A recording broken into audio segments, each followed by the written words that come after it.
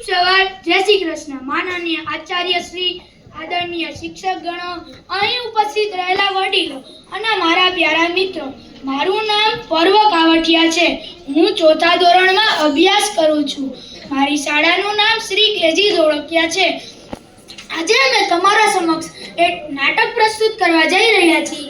તેનું નામ છે નિસર્ગભાઈ અને મારા સહપાઠીઓનું નામ લાલુ, દેવાન શેઠ, નાના પ્રસમ આડેસરા, રાહી અંજની ટાંક, નરેટર જીયાન તારાપોરા, નિસર્ગભાઈ નિહાન સોજિત્રા, ઉનાળાભાઈ હું પર્વ કાવઠિયા, ચોમાસાભાઈ પ્રત્યક્ષ તેલામ, શિયાળાભાઈ ઋષિ ખાપરા અને પ્રકૃતિ માતા હીરવા સોજિત્રા. તો ચાલો તમે અમારો નાટક નિહાળો.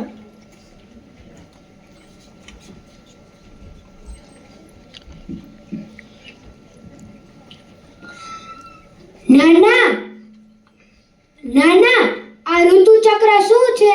લાલુ, એક ઋતુ પછી બીજી ઋતુ આવે તેને ઋતુ ચક્ર કહેવાય છે.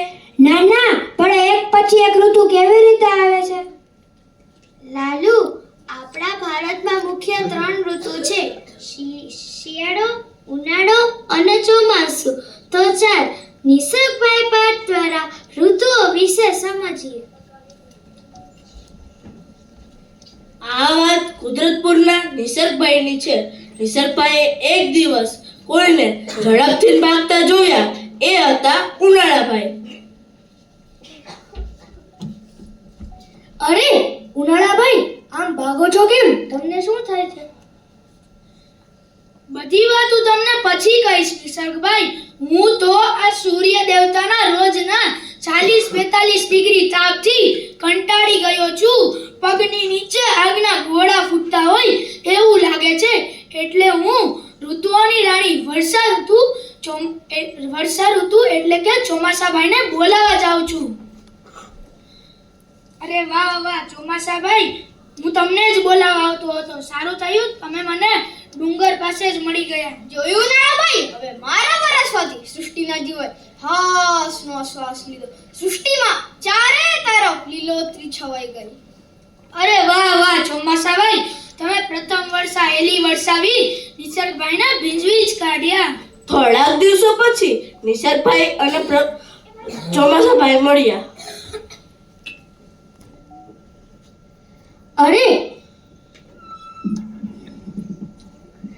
અરે ચોમાસાભાઈ, તમારા લીધે વરસાદ વરસવાથી કાદવ, કીચડ, કારણે ગંદકી અને રોગચાળાનો ત્રાસ વધી ગયો છે. એટલે હું શિયાળાભાઈને બોલાવી લાવું. અરે શિયાળાભાઈ, સારું થયું તમે મને હિમાલય પાસે જ મળી ગયા. હું તમને જ બોલાવવા આવતો હતો. અરે વાહ વાહ, તમને મળીને મને ખૂબ જ આનંદ થયો. બોલો ને, શું કામ પડી ગયું મારું? એ તમે પૃથ્વી પર તમારું સામ્રાજ્ય ફેલાવવાનું શરૂ કરી દો. જોયું નિસર્ગભાઈ, હવે લોકો મારા લીધે ઠંડીના કારણે બહાર નીકળતા નથી. પોતાના ઘરમાં બેસી સવાર અને સાંજ આટલું જ કર્યા કરે છે. એટલે હવે લોકોને જોઈને મને એમ લાગે છે કે મારે જવાની તૈયારી શરૂ કરવી જોઈએ. તો ચાલો હું મારો સામાન થેલામાં ભરી લઉં. લ્યો શિયાળાભાઈ, હવે તમે ક્યાં ઉપડ્યા? હવે લોકો ઠંડીના કારણે બહાર નીકળતા નથી. ઘર કુકડીની જેમ ઘરમાં જ ભરાઈ રહે છે. એટલે હું ઉનાળાભાઈને ઈમેલ કરવા જાઉં છું.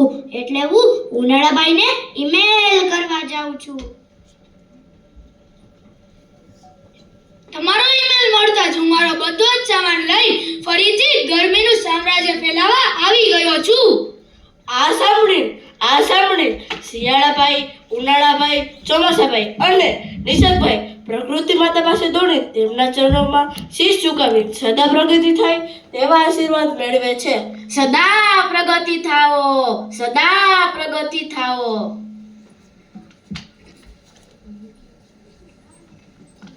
હવે મને સમજાયું કે આપણે બધા પ્રકૃતિ માતાના સંતાનો છીએ. આપણે બધા ઋતુઓ છીએ, એકબીજાના પૂરક છીએ. તો મિત્રો, દરેક ઋતુઓ કંઈક ને કંઈક શીખવે છે. પણ એક વાત કોમન છે. આપણી કમ્પ્લેન કદી ન ઘટે આપણી કમ્પ્લેન કદી ન ઘટે.